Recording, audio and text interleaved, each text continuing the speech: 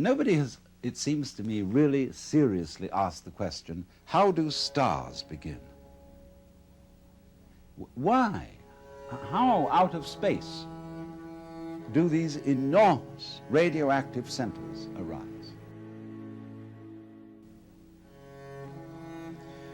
Well, I'm going to solve this problem on the principle of the egg and the hen. Because it is said, a chicken is one egg's way of becoming other eggs.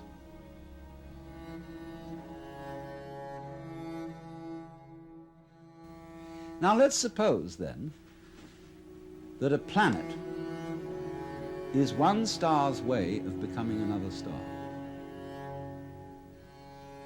You know, stars, when they explode, they send a lot of goo out into space.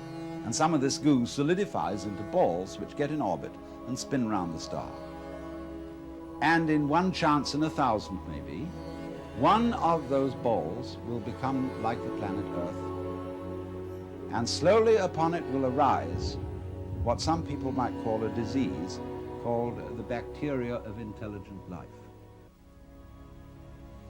And they have a notion, these things that we call alive, that they ought to go on. And, you know, they have a fixed idea in their heads that they should keep on doing whatever it is they're doing, and they should always be doing it better. So they divide themselves into different species, and these species compete with each other in order to, as it were, flex their muscles and get better and better at whatever it is they are. And they go on doing this until one species really establishes itself as top species in the particular area on the particular planet. As we, human beings, Homo sapiens, have established ourselves as top species on Earth, whatever top means. Well then, when we have a little leisure and don't have to spend all our time finding food to put into our mouths, we start asking questions. And we look around at each other and everything and say, what is this? I mean, what's going on here? Well, some people say, that's a stupid question to ask. Why don't you just go on doing your work? Go hunting, go farming, go doing your business. They say, no, there are higher things. And so they create a special class of people who are in India called Brahmins, among us, philosophers, scientists, theologians, thinkers.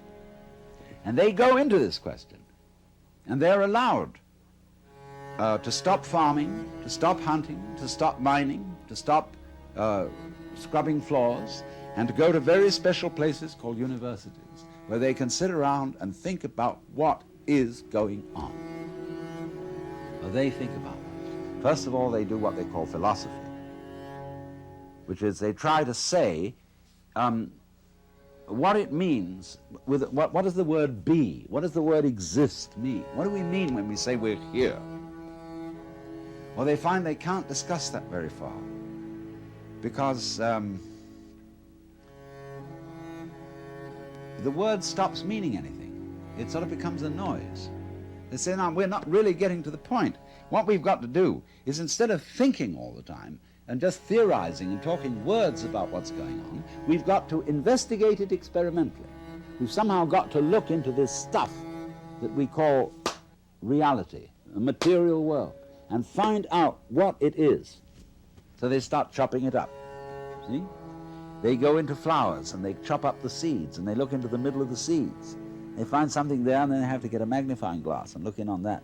It gets smaller and smaller and smaller. And they reason they must eventually come to some particle called an atom.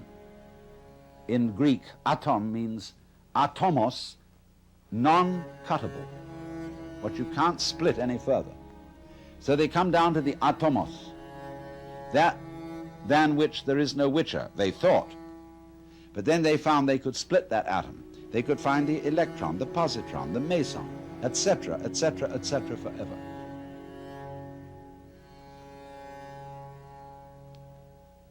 And so they said, well, this is real science, because we've now found out that every atomos of matter contains immense energy, and that we could come to the point where we could release the energy in the other. And the trouble with intellectual people is that anything that can be done must be done.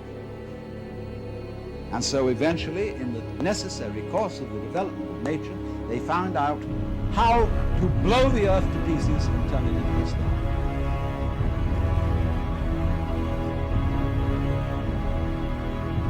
So that may be, you see, how stars originate. They have planets, like chickens have eggs, and the eggs burst and turn into chickens.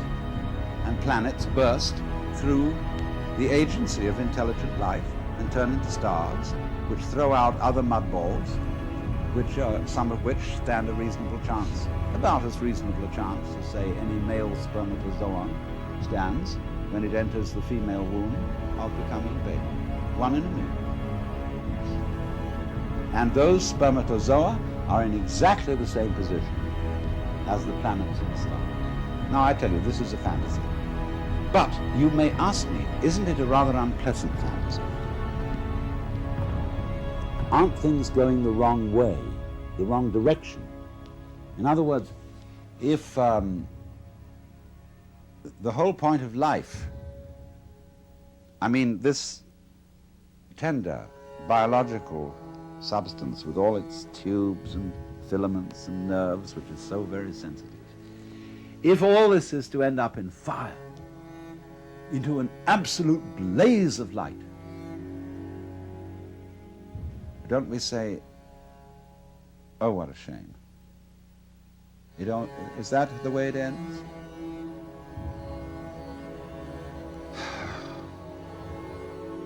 But so many people say that they want to see the light. They want to dissolve into the light of God. All over again, the process goes on, and blows out those mud balls. And here are planets, and here once again, you're a baby, you're a child, flowers are brilliantly colored, the stars are gorgeous, the smell of the earth, the sound of the rain, everything is marvelous once again. And once again you see the other,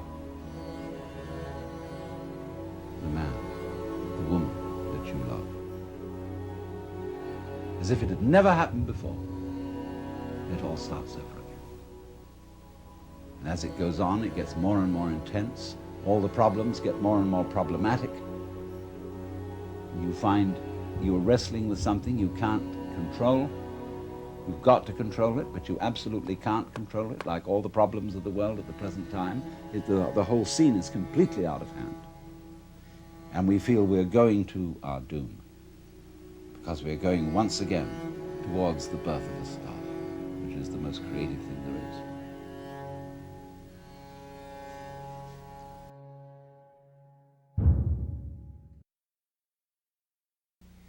And this is the same idea, you see, of the round.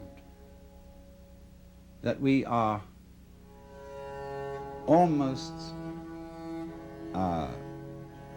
perpetually in the same place, as the French proverb says, plus ça change, plus c'est la même chose. The more it changes, the more it's the same thing. Well, that means then, you see, that existence, the feeling of being, is a sort of spectrum. Just as light is at one end red and at the other end violet. And you have to have these extremes in order to have color at all, in order to know light.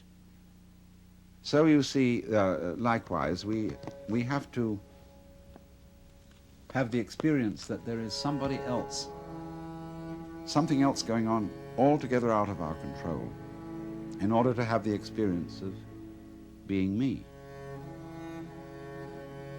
And so in order to feel good, to feel that life is worthwhile, that existence is worth going on with, in order to bring out that feeling, just as the red brings out the violet, there has to be in the back of our minds, maybe very far away, the comprehension that there is something that could happen that absolutely mustn't happen.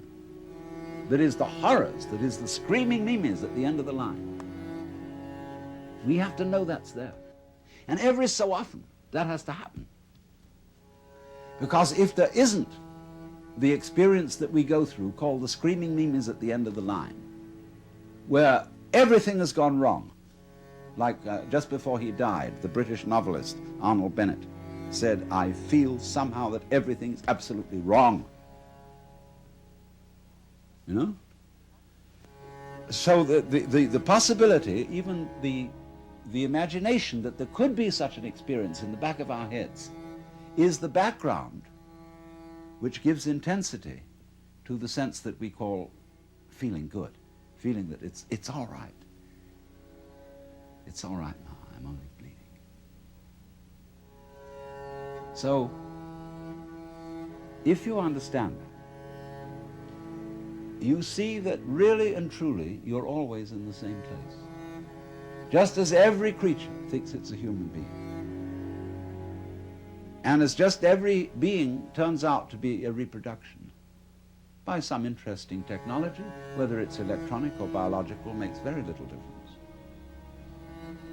And just as it may be, I don't know, planets are stars' ways of becoming other stars, and so on, and so on, and so on. But the moral is, you're always in the same place.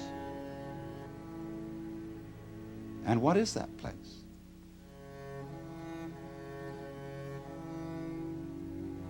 You can ask yourself very, very, I won't say seriously, because this isn't really serious, it's sincere. Ask yourself very sincerely, if that is so, if, in other words, the place in which you are now is the place where everything and everybody else really is, only there's an arrangement to pretend that you ought to be somewhere else.